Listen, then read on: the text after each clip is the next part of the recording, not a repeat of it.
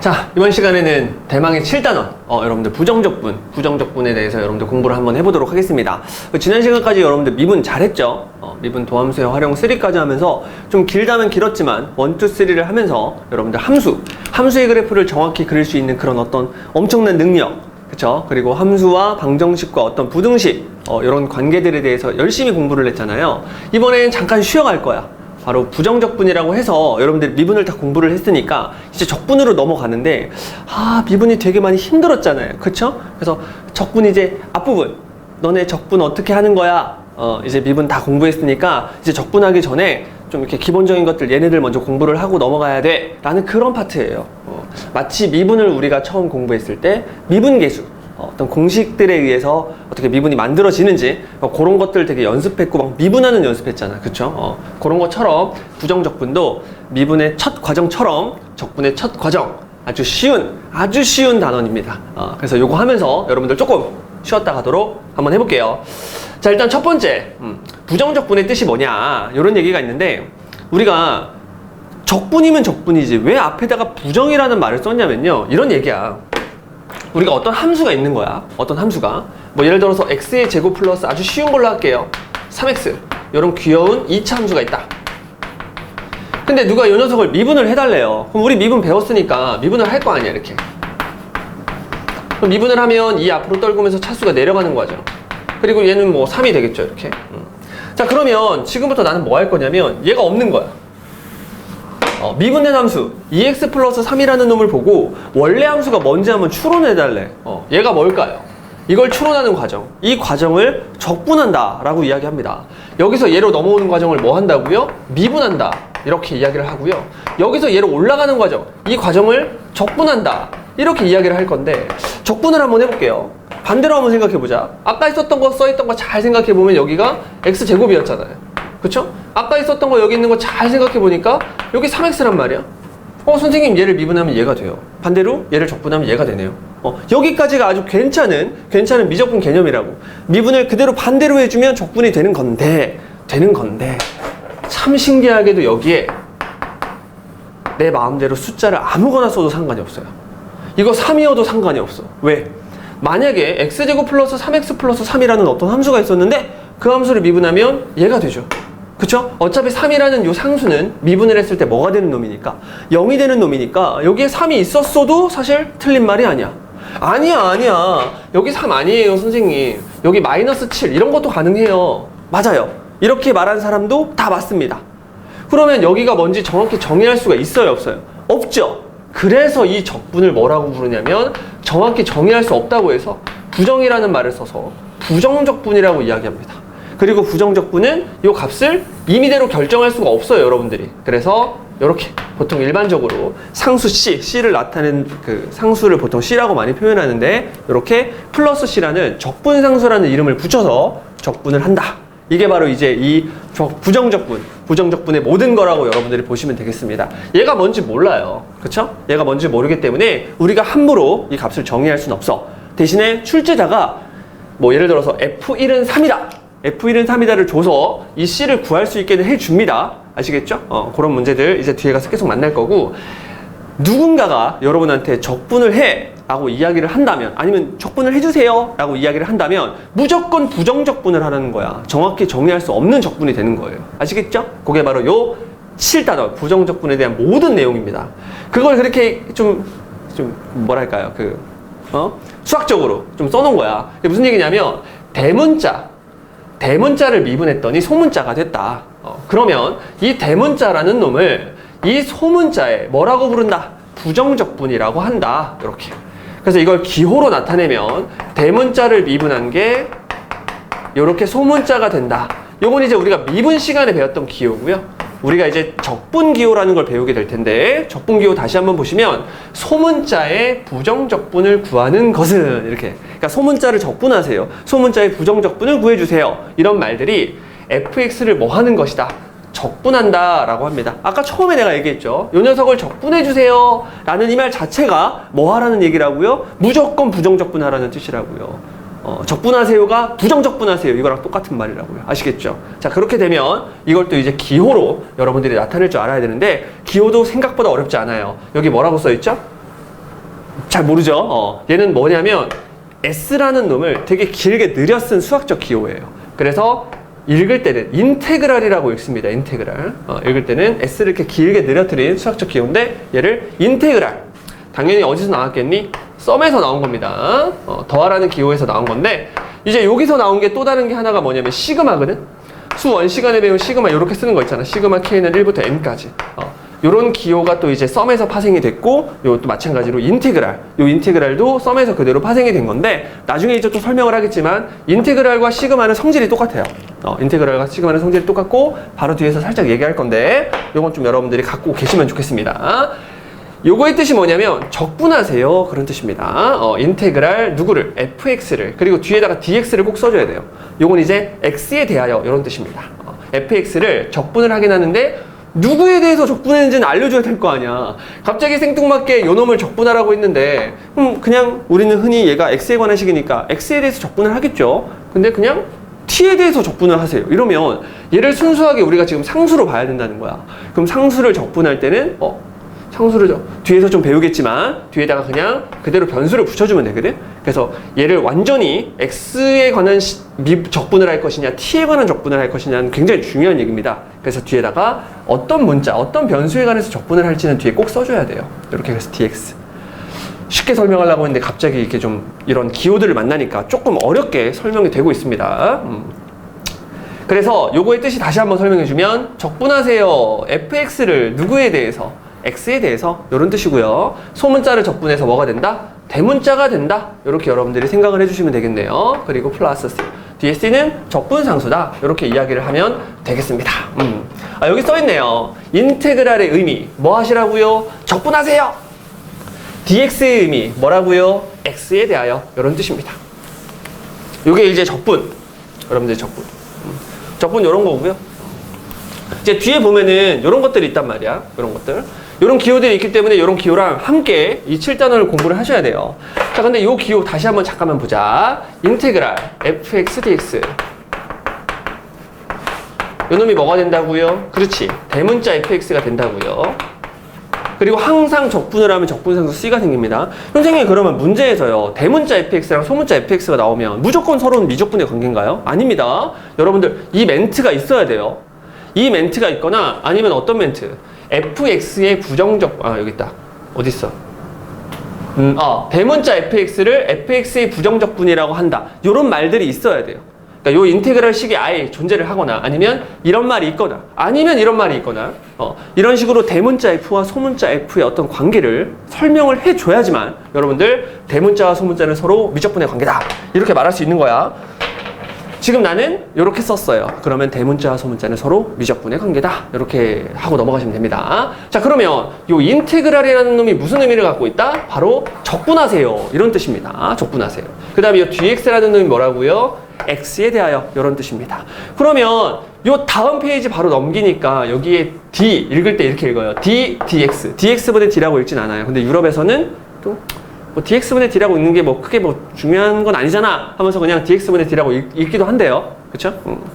중요한 건 아닙니다. 중요한 건 아니고 정확히 선생님이 고등학교를 나오고 대학을 나오고 배운 바에 의하면 얘는 dx라고 읽는 게 맞아요. 그게 맞는 표현인데 지금은 그냥 dx분의 d라고도 종종 읽고 있습니다. 중요한 건 아닙니다. 정말 수학적으로 그렇게 중요한 건 아니에요. 자, 아무튼간 여기 보면 ddx라는 얘기가 있는데 요건 이제 미분 시간에 여러분들 배웠죠. 미분하세요. 누구에 대해서? x에 대해서. 이런 뜻이었잖아. 그쵸? 그러면 얘를 같이 한번 보자는 거지. 미분하라는 기호는 d라는 뜻이고요. 이렇게 ddx가 있다. 자, 여기 보면 똑같아. 요 인테그랄은 뭐라고요? 적분하세요. 그럼 그와 똑같은 의미를 갖고 있는 미분의 기호는 d. 미분하세요. 이런 뜻입니다. 그 다음에 dx라는 놈은 x에 대하여 이런 뜻이고요. 여기 있는 dx도 하나야. x에 대하여 이런 뜻이죠. 그럼 자, 이놈을 보면 되게 귀여워요. 적분하세요는 dx를 그냥 그대로 붙였고요. 미분하세요는 dx를 마치 나누는 것처럼 붙였죠. 이 말은 미분과 적분이 서로 반대 연산을 하고 있다. 이렇게 여러분들이 기억을 해주시면 좋을 것 같아요. 우리가 미분 기호를 쓸 때 ddx라고 써왔잖아요. 그러면 적분을 할 때는 dx를 분모해 쓰는 게 아니라 그냥 그대로 쭉 붙여서 둔다라고 생각을 하신 다음에 여기 있는 dx와 여기 있는 dx는 둘 다 같은 의미를 갖고 있다. 무슨 의미를 갖고 있다? 뭐뭐에 대하여, x에 대하여라는 의미를 갖고 있다라고 생각을 해주시면 좋을 것 같아요. 아시겠죠? 그리고 이 기호는 적분하세요. 이 기호는 미분하세요. 이런 뜻입니다. 그러면 뒤에서 이제 함수 fx에 대해서 엄청나게 이렇게 더럽게 생겨먹은 기호들을 이렇게 넣어놨는데 그냥 뭐 간단한 얘기다. 바로 뭐다? fx를 뭐 하자? 적분하자. 그리고 누구에 대해서? 그렇지. x에 대해서 적분하자. 이런 기호일 뿐입니다. 그냥 지금 방금 배웠던 그냥 기호일 뿐이야. 그러면 기호를 부를 때는 앞에서부터 쭉 불러주는 게 아닙니다. fx에 가장 가까운 fx에서 가장 가까운 놈이 뭘 먼저 했는지 이걸 먼저 봐야지. 그치? 그래서 얘는 앞에다가 ddx를 썼다고 미분을 먼저 하라는 기호가 아니고요. f에 가까웠던 인티그랄, 즉 적분을 먼저 하라는 뜻입니다. 그래서 이 녀석은 적분을 하세요. 그런 다음에 그 적분의 결과를 다시 뭐 하세요? 미분하세요. 이런 뜻입니다. 되게 웃긴 일이죠? 어떤 함수가 있었는데 그 함수를 적분하래요. 적분은 이제 차수가 올라가는 개념인데 수태에서는 적분을 통해서 차수를 올린 다음에 다시 뭐 하세요? 다시 미분을 하세요. 그럼 자기 자신이 되겠죠? 그래서 실제로 결과가 뭐다? 그렇지. 자기 자신이 이렇게 나와버린 거야. 선생님 당연한 것 같아요. 어떤 함수가 있었는데 그 함수를 적분을 한 다음에 다시 그걸 미분을 하니까 원래 자기 자신이 되는 것 같아요. 그쵸? 자기 자신이 된 것 같아요. 그런데 밑에를 보니까 또 써놨어. 이번엔 뭘 먼저 해보겠대요? 똑같은 f가 있었는데 이번엔 누구를 먼저 한다? 그렇지. 미분을 먼저 해본 거야. 미분을. 이 함수를 x에 대해서 미분을 먼저 해본 거예요. 그러면 덜덜이거리네. fx를 x에 대해서 먼저 미분을 딱 했어. 그러면 그 결과물이 이제 그러니까 fx가 이렇게 있었을 때 우리가 이 함수를 뭐 할 수 있다고요? 자, 미분을 할 수가 있습니다. 그러면 차수가 내려갔겠죠. 그런 다음에 그놈을 다시 적분을 하고 있으니까 올라가겠죠. 그쵸? 그 함수가 바로 뭐가 된다? 그렇지. 자기 자신이 된다. 여기까지는 똑같아. 함수를 적분을 했다가 미분을 해도 자기 자신이 되고요. 반대로 함수를 미분을 했다가 다시 적분을 해도 자기 자신이 되는 것까지는 똑같은데 요 녀석과 요 녀석은 차이가 있네요. 여기 뒤에 뭐가 있어? 그렇지. C가 있는 거야. C가. 그럼 여기 있는 C는 왜 생겼을까? 마지막에 뭐 하라고 했으니까. 그렇지. 마지막에 적분을 하면서 마지막에 하라는 그 시행이 부정적분이 돼버리는 거예요. 그러면 적분하세요. 부정적분하세요. 적분을 하면 무조건 뭐가 생긴다고 했어? C가 생긴다고 했으니까 여기에 이렇게 C가 들어가는 거예요. 그러니까 이렇게 여러분들이 생각하면 편할 것 같아. 두 함수가 있는데 두 가지 과정이 똑같은 과정인데 어떤 함수를 여러분들이 적분을 했다가 그놈을 미분을 하면 어떻게 된다? 자기 자신이 된다. 반대로 어떤 함수가 있는데 그걸 미분을 했다가 적분을 하면 자기 자신이 되는 것까지는 똑같은데 뭐가 생긴다? 그렇지. 적분상수가 생긴다. 이렇게 여러분들이 생각을 해주시면 되겠습니다. 알겠죠? 그래서 요 멘트를 기억하라는 게 아니야. 적분하면 미분하면 fx가 되지만 미분하면 적분하면 fx 플러스 c가 된다. 이걸 기억하라는 게 아니라 미적분은 서로 반대 과정인데 얘네들을 계속하면 자기 자신이 되는 거야. 미분했다가 적분했다가 자기 자신. 미분했다가 적분했다가 자기 자신. 그런데 마지막에 하고 있는 그 직거리, 마지막에 얘가 무슨 행동을 하고 있냐, 적분을 하는 것이냐, 미분을 하는 것이냐, 그것만 좀 잘 보고 여러분들이 적분상수를 붙일 것이냐, 아니면 적분상수를 안 붙여도 되는 것이냐, 요걸 판단할 줄 알아야 됩니다. 요걸 기억하면 안 돼요, 멘트를. 아시겠죠? 이렇게 간단하게 좀 진행을 해보고, 선생님 배터리를 잠깐 좀 갈아야 돼서 잠깐만 화면이 뒤집을게요.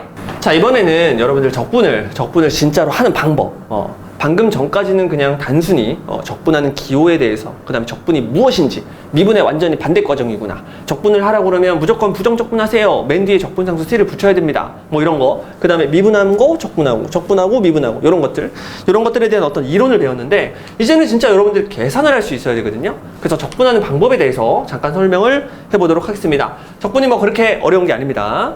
여러분들이 아까 잠깐 해봤을 텐데 x의 제곱 플러스 3x를 요거는 미분한다고 생각해 볼게요. 미분. 그러면 앞으로 떨구면서 차수가 내려가고 그 다음에 얘는 이렇게 됐잖아. 그쵸?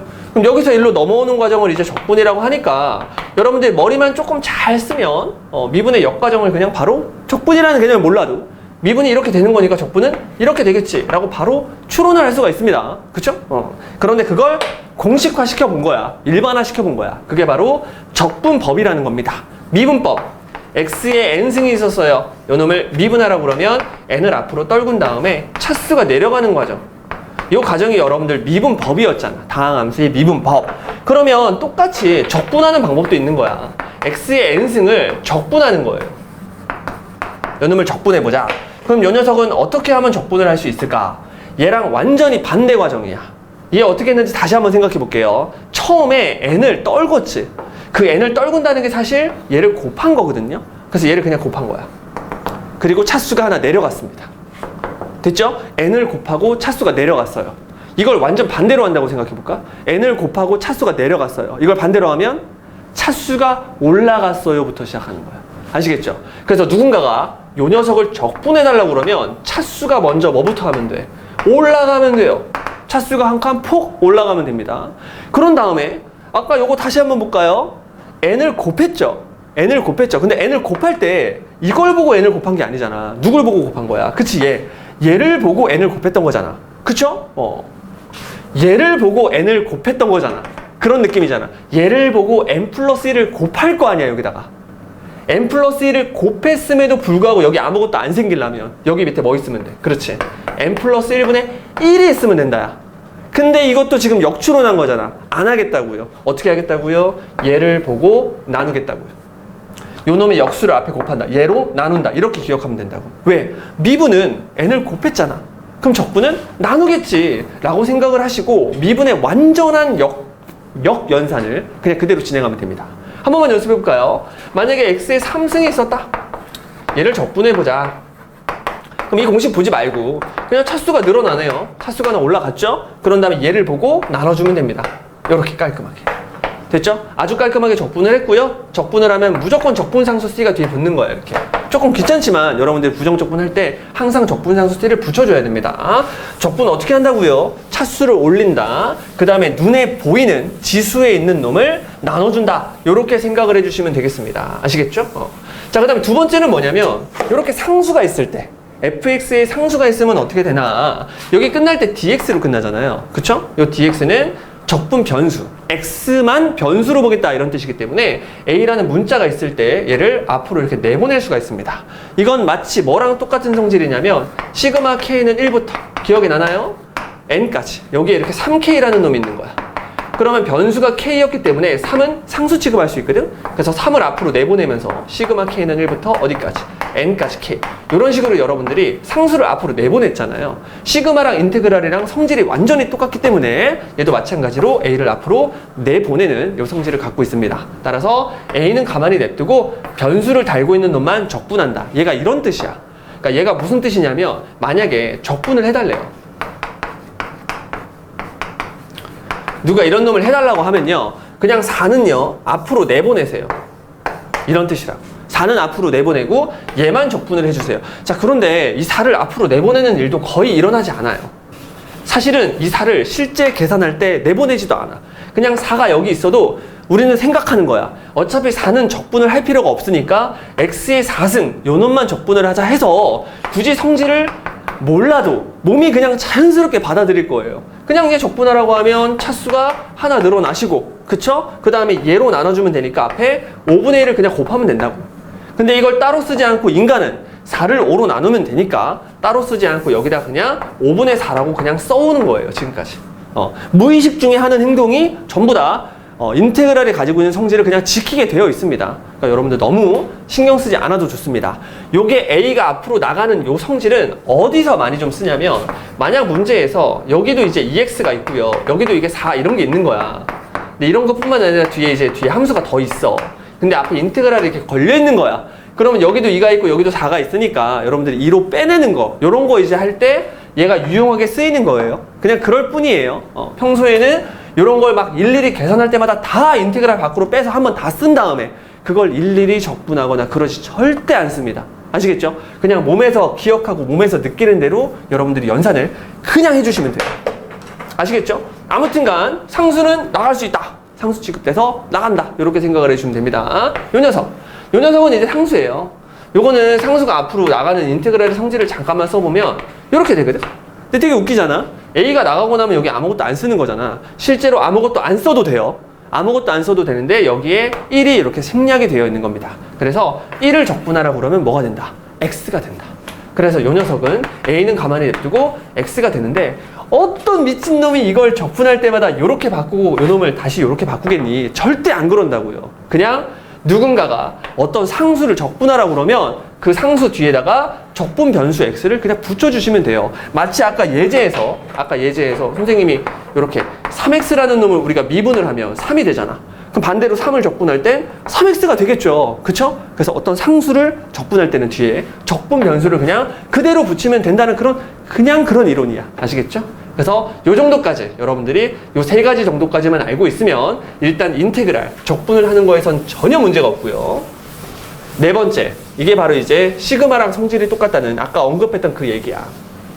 그래서 시그마의 성질이 뭐냐? 시그마는 이거잖아요. 합, 차, 그리고 실수배. 요거 합차 실수배에 대해서는 굉장히 자유롭습니다. 더하거나 빼거나 그 다음에 실수배, 뭐 A를 곱하거나 이런 거 있죠. 어떤 상수를 곱하거나 이런 건 괜찮은데 요렇게 곱하기 연산 돼요, 안 돼요? 시그마 안 돼요, 안 돼. 시그마 AK와 시그마 BK 둘을 곱한다? 그러면 시그마 AK BK가 된다? 말도 안 되는 얘기였잖아. 인테그랄도 똑같아요. 시그마랑 똑같이 성질이 같기 때문에 곱하기 연산 또는 나누기 연산에서는 절대로 이런 행동을 하면은 안 돼요. 하지만 더하기 빼기는 굉장히 자유롭게 인테그랄을 이렇게 뿌려줄 수가 있습니다. 여기까지가 이제 여러분들이 알고 있어야 되는 그런 시그마의 성질 되겠습니다. 인테그랄의 성질 되겠습니다. 그 다음에 이제 다섯 번째 같은 경우에는 그냥 계산을 한번 할 건데요. 적분이 불가능한 형태라고 되어 있어. 근데 이거는 수2에서만 적분이 불가능한 거고, 나중에 이제 여러분들이 미적분을 좀 더 심화해서 공부하게 된다면 불가능했던 적분도, 수2로만 가지고는 불가능했던 적분도 이제 적분을 할 수 있는 단계까지 오게 되거든요. 근데 지금은 여러분들 수2를 공부하는 거기 때문에 정말로 적분이 불가능한 상태가 있단 말이야. 그럼 그렇게 적분이 불가능한 상태는 어떻게 처리를 해야 될 것이냐? 매우 간단한 얘기입니다. 이렇게 곱하기로 연결이 되어 있을 때는 그냥 뭐 하면 됩니까, 여러분? 이렇게 할 수는 없는 거잖아. 이렇게 각각을 인테그랄로 쪼개줄 수는 있는 거예요, 없는 거예요? 그렇지, 이건 없는 거라고 했잖아. 이거 없어요, 없어. 그럼 어떻게 하면 될까요? 그렇죠, 그냥 전개하면 돼요. 인테그랄 안에서 얘를 전개해 주시면 그냥 끝나는 문제고요. 됐죠? 그리고 인테그랄은 각각 적분을 해도 된다는 성질이 있기 때문에 그냥 적분을 하면 돼. 다 여기서 또 하나 더. 선생님, 얘가 인테그랄을 다 이렇게 벗겨서 써줘야 되나요? 절대 아무도 이렇게 벗겨서 쓰지 않습니다. 얘를 가지고 이렇게 할 수는 있어. 성질이 있단 말이야. 하지만 이걸 연산할 때 어느 누구도 이런 생각을 하지 않아요. 단지 그냥 몸이 반응하고 머리에서 기억하는 거야. 그냥 얘를 적분하라고 그러면 차수가 올라가는구나. 그리고 3분의 1. 차수가 올라가는구나. 그리고 2분의 1. 요렇게 이제 몸이 기억하는 대로 계산을 해주시면 되고, 뒤에다가 적분상수를 붙여주시면 되는 거야. 이거를 여기서 얘로 넘어가는 게 암산이라고 생각하면 절대 안 됩니다. 이 과정을 건너뛰었잖아요, 선생님. 아니야, 이 과정은 아무도 안 해요. 그냥 건너뛰어요. 아시겠죠? 그래서 여기서 일로 넘어가는 과정, 요거에 대해서 여러분들이 공부하시면 되고요. 그 다음에 내가 쓸 때 무의식적으로 쓴 것처럼 느껴지니, 아니면 내가 이 수업을 위해서만 이렇게 쓰는 것처럼 느껴지니, 이거 사실 무의식적으로 쓴 거예요. 선생님이 적분을 할 때 항상 차수를 올리는 작업을 먼저 하거든. 이걸 하도 많이 수업을 하다 보니까 내 몸에 배어 있어요, 이게. 근데 대부분의 사람들은 그렇지 않고 그냥 얘를 보자마자 3분의 1의 x의 3승 해도 됩니다. 해도 돼요. 왜냐하면 이게 그렇게 어려운 연산이 아니기 때문에 여러분들이 쉽게 그냥 역연산이라고 하죠. 바로 할 수 있어요. 누가 이제 x를 적분하라고 하면 이게 2분의 1의 x제곱이 된다는 걸 머리를 약간만 쥐어짜면 바로 나와요. 그러니까 얘를 먼저 쓰고 얘를 쓰지 않고 얘를 먼저 써도 전혀 문제가 되지는 않으나 처음에 적분을 할 때 자꾸 계산이 틀리는 학생들이 있다면, 있을 거야. 계속 있을 거야. 그런 학생들이라면 선생님이 하는 이 방법으로 순서를 뒤에 거 먼저 쓰세요. 차수가 올라가는 과정을 먼저 하시고요. 앞에 3분의 1 써도 돼. 그러려면 좀 숫자를 좀 뒤에다가 좀 떨어뜨려서 써주는 게 좋지 않을까? x를 그 다음 쓸 거니까 바로 붙여 쓰지 말고요. 차수가 올라가는 과정 쓰고 앞에 넉넉하게 개수를 쓸 공간을 남겨두시기만 하면 되겠죠. 그래서 그대로 가면 2분의 1을 앞에다가 이런 식으로 써주시면 돼요. 아시겠나요? 자, 아무튼 그래서 전개하면 된다. 곱하기로 연산할 수 없으면 그냥 전개하면 그만이지 뭐. 이제 뭐 하면 되나요? 그렇죠. 나누시면 됩니다. 나누기도 역시 마찬가지로 인테그랄을 각각 걸 수가 없기 때문에 뭐 하시면 될까요? 그렇죠. 나누시면 되겠죠. 요 귀여운 친구가 인수분해가 되잖아요. 이렇게 뿅, 뿅. 요렇게 인수분해가 되니까 여러분들은 그냥 귀엽게 나눠주시면 돼요. 선생님, 문자로 함부로 나누면 안 되잖아요. 적분에서는요, 너무나도 할 얘기들이 많은데 그냥 나누셔도 돼요. 일단 나누셔도 된다고 생각을 하시고 여러분들이 그냥 넘어가시면 되겠습니다. 그냥 그러려니 하고 넘어가시면 됩니다. 나중에 이제 여기에 대해서 디테일하게 다루게 될 텐데 지금은 그냥 나눠주시기만 해도 충분합니다. 그대로 나눠주니까 뭐만 남게 됐니? 그렇지. x 플러스 1이라는 귀여운 함수만 남게 됐죠? 요거를 이제 그대로 적분을 해주시면 된다. 인수분해를 통해서 여러분들이 나눗셈 또는 곱하기, 곱의 연산을 통해서 곱하기만 잘 해주시면 인테그랄, 적분이 불가능한 형태도 가능한 형태로 바꿀 수가 있다. 이런 얘기입니다. 그 다음에 세 번째 테마를 보니까 합성함수의 적분법이라고 되어 있어요. 자, 얘는 정확히 말하면 수투 과정이 아닙니다. 정확히 말하면 미적분의 과정인데요. 모든 수투를 하는 학생들이 이 정도는 알고 있어. 대체 왜 얘가 미적분으로 빠져서 굉장히 수투만 하는, 그러니까 미적분을 선택하지 않은 학생들에게 고통을 주는지 난 도저히 모르겠는데 이게 수투에 있어야 된다고 난 무조건 생각하거든요. 왜 이렇게 뺐는지 도저히 모르겠어요. 하지만 이게 교육과정이 아니라는 것 정도는 여러분들이 알고 계셔야 되고 언제 쓰는지도 조금 알고 계셔야 됩니다. 항상 쓸 수 있는 건 아니고요. 이 합성함수의 적분법이 뭐냐면 우리가 f라는 함수 안에다가 뭔가를 집어넣는 거야. 이렇게 g라는 함수를 집어넣어. 이런 함수를 이제 합성함수라고 부르죠. 그쵸? 뭐 가령 예를 들어서 f라는 함수는 이렇게 x제곱이 됐대요. 근데 이제 gx라는 함수는 뭐 3x 플러스 1이 됐대요. 그러면 우리가 무의식 중에 쓰고 있었던 이런 3x 플러스 1의 제곱이라는 얘는 사실은 합성함수예요. 누구를? x제곱이라는 함수에다가 3x 플러스 1이라는 요 1차 함수를 이렇게 집어넣은 개념이거든. 그래서 요 분께서 이제 뭐가 되냐면 f 안에 gx를 집어넣었다고 해서 이렇게 합성됐다라고 바라볼 수 있어야 돼. 얘를 합성함수로 바라볼 수가 있어요. 그쵸? 자, 그러면 이렇게 합성된 함수를 적분할 때는 어떻게 하냐? 우리 미분 시간에 배웠던 기억나네요. 미분 시간에 합성함수의 미분법이라고 배웠습니다. 자, 그 녀석도 수투가 아니라고 했잖아. 그 녀석도 미적분이라고 했는데 그게 뭐였냐면 만약에 요 분을 미분하라고 그러면요 2를 앞으로 떨구라고 했죠. 2를 앞으로 떨구면서 차수가 내려가는 과정을 먼저 해주라고 했고요. 그쵸? 그런 다음에 요 안에 있는 함수를 속함수라고 해서 속미분을 먼저 해주고 3을 그대로 곱했잖아. 요게 이제 합성함수의 미분법이고 얘가 미적분으로 빠져있다고 했습니다. 근데 수투를 하는 대부분의 학생들은 요 정도는 알고 계셔야 된다. 이걸 그대로 반대 연산을 해주는 게 뭐가 된다? 그렇지. 바로 합성함수의 적분법이야. 그런데 합성함수의 미분법 할 때요. 합성함수의 미분법 할 때 이것도 할 수 있었거든. 이런 거 가능했습니다, 여러분. 얘를 만약에 미분하라 그러면 3을 앞으로 떨궈요. 그리고 차수가 내려가겠죠. 차수가 내려갑니다. x제곱 플러스 3이 있으면 차수가 내려가는 과정을 쓰고요. 그런 다음에 속함수를 한번 미분하니까 여기가 2x가 된단 말이야. 이렇게 속함수가 2차 함수여도 여러분들이 속미분을 통해서 미분을 할 수가 있어요. 이렇게 합성함수의 미분법은 겉미분과 속미분을 이용해서 이렇게 진행을 할 수 있고 얘는 미적분 과정이지만 수투에서도 사용할 수 있다. 많이들 쓴다. 자, 근데 적분에서는 합성함수의 적분법을 쓰긴 쓰는데 절대로 해서는 안 되는 게 있어요. 바로 얘같이 이 안에 있는 속함수가 1차 다항함수가 아니면 쓰면 안 돼요. 오케이? 지금 얘처럼 이 안에 있는 속함수가 1차 다항함수면 써도 돼요. 한번 해볼게요. 그대로 적분인데 그대로 한번 미분의 연산을 그대로 반대로 한번 해볼게요. 일단 6은 가만히 냅두면 됩니다. 6은 상수니까 가만히 냅두시면 되고요. 2x 플러스 1의 제곱이니까 적분을 하면 요놈의 3승으로 차수가 올라가는 거야. 올라가고 안에 있는 내용물은 2x 플러스 1이 되는 거고요. 그쵸? 그런 다음에 요걸로 뭐 해줘야 돼? 나눠줘야겠죠. 그대로 나눠줍니다. 요렇게. 자, 여기까지가 그냥 겉함수를 적분한 거야. 어떤 놈의 제곱을 일단 통으로 적분한 거야. 그런 다음에 뭐 해줘야 되냐면 속미분이라는 걸 해줘야 돼요. 아니죠, 선생님. 적분하는 거니까 속적분을 해줘야 되죠. 아닙니다. 적분을 할 때도 속미분이라는 걸 해줘요. 속미분을 하면 얘가 얼마지? 그렇지, 2죠. 그 2를 미분에서는 곱했잖아. 이번엔 나눠주면 돼요. 완전히 미분이랑 연산이 반대니까 그걸로 나눠주시면 이렇게 속미분을 한번 나눠준다 까지 요렇게 진행을 해주시면 요 함수를 합성함수를 적분한 게 되는 겁니다. 정말 재밌죠?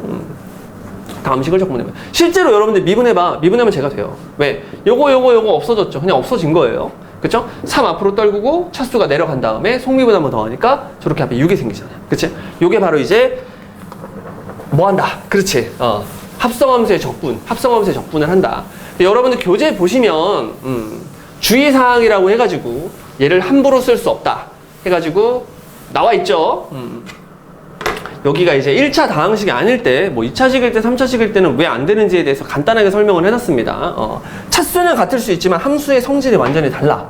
왜 그런 결과가 나왔을까? 안 되니까. 하면 안 되는데 그걸 했으니까 그런 결과가 나온 거예요. 아시겠죠? 그렇게 하고 그냥 넘어가시면 됩니다. 어차피 교육과정이 아니기 때문에 너무 집요하게 파고들 필요는 없고요.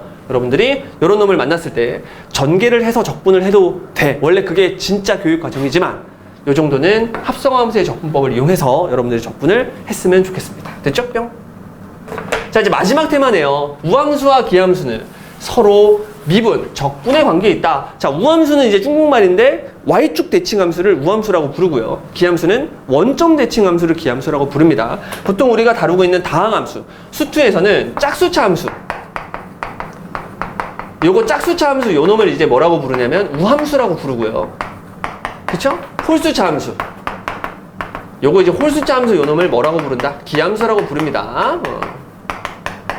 얘네들이 섞여 있으면 아무것도 아니고요. 그쵸? 짝수차들로만 구성되어 있으면 우함수, 홀수차들로만 구성되어 있으면 기함수가 되는 거야. 근데 생각을 한번 해볼까? 생각을 해보자고. 어떤 짝수차 함수가 있대요. 그 짝수차 함수를 미분하면 어떻게 돼? 당연히 홀수차가 되겠지. 그리고 그 홀수차는 적분하면 뭐가 되겠니? 다시 짝수차가 되겠죠. 여러분들 짝수차 함수와 홀수차 함수는 서로 무슨 관계에 있다는 걸 알 수 있어. 그렇지. 미적분의 관계에 있다는 걸 사실 알 수 있어요. 미적분의 관계에 있어요. 그러니까 짝수차 함수를 미분하면 홀수차 함수가 되고 반대로 홀수차 함수를 미분해도 짝수차 함수가 돼. 그럼 적분을 해도 마찬가지겠죠. 둘은 서로가 서로를 돌아줘요. 이렇게. 그래서 우함수와 기함수는 서로 뭐다? 미적분의 관계에 있다. 요거 하나만 딱 기억하면 됩니다. 자, 미분을 할 때는 전혀 상관이 없어요. 우함수를 미분하면 기함수가 돼요. 반대로 기함수를 미분해도 우함수가 됩니다. 그런데 이제 적분을 해서 차수를 올릴 때 문제가 발생을 해요. 아니 왜 문제가 발생해요 선생님? x가 있잖아요. 그쵸? 자, x의 차수를 올려 적분을 하면 2차가 되죠. 앞에 뭐 개수가 생겨봤자 얘는 짝수차 함수예요. 그런데 뒤에 뭐가 생겨? 그렇지. 적분상수가 생긴단 말이야. 적분이라는 걸 하면 무조건 적분상수가 생기는데 이 적분상수 C는 놀랍게도 짝수차 함수, 즉 상수함수잖아요. 그쵸? 그래서 얘는 여전히 우함수가 될 수 있어. 우함수에다가 우함수를 더하니까 우함수가 될 수 있거든? 그런데 만약에 x제곱이 있었대. 우리가 이 녀석을 적분을 하라고 그러면 3승이 되면서 앞에 3분의 1이 생겨요. 얘는 기함수가 됐습니다. 그런데 적분을 하면 뒤에 적분상수 C가 생기잖아. 그러면서 저 녀석 때문에, 이 C라는 요 녀석 때문에 원점 대칭은 아닐 수도 있어요. 이 C가 0이면 그러면 원점 대칭이 될 수 있는데 이 C가 0이 아니면 어떻게 돼? 그치? 상수가 살아버리니까 원점 대칭, 홀수차로만 구성되어 있는 함수가 아니라 짝수차가 섞여버리는 함수가 되겠죠? 그래서 그때는 기함수가 아닙니다. 물론 우함수가 아니고 기함수가 아니고 뭐 우함수 기함수라는 얘기를 하고 있는데 얘가 여기 살아있어도 나중에 이제 이 문제를 풀 때 대칭성을 이용해서도 풀 수 있습니다. 아니 선생님 얘는 기함수가 아닌데요? 자, 기함수만이 여러분들 대칭성이 있는 것은 아니야. 우리가 0,0에 대해서 대칭성이 있는 걸 기함수라고 부르지만 나중에 여러분들 실력이 올라가면 0,b에 대해서 0,c에 대해서 이런 점대칭성도 여러분들이 알고 있어야 돼요. 그런 것도 다루는 걸 나중에 이제 여러분들 심화하면서 공부를 하게 될 텐데 일단은 우리가 용어라는 걸 조금 알고 있으면 편하잖아. 우함수, 기함수에 대한 얘기들이 굉장히 많이 나오니까 그 우함수, 기함수로만 아주 한정을 지었을 때 우함수, 기함수는 서로 미적분의 관계가 맞아요. 그런데 기함수를 적분하면 우함수가 되지만 우함수를 적분하면 기함수가 됐는데 C가 생길 수 있으니까 조심하자. 이런 얘기입니다. 요거 딱 한 경우만 조심하자. 이게 바로 부정적분. 우리가 배우는 7단원의 모든 내용이었습니다. 내용이 굉장히 작았는데 선생님이 또 말이 많아가지고 또 길어졌네요. 아시겠죠? 뒤에 필수 예제에서 한번 보겠습니다.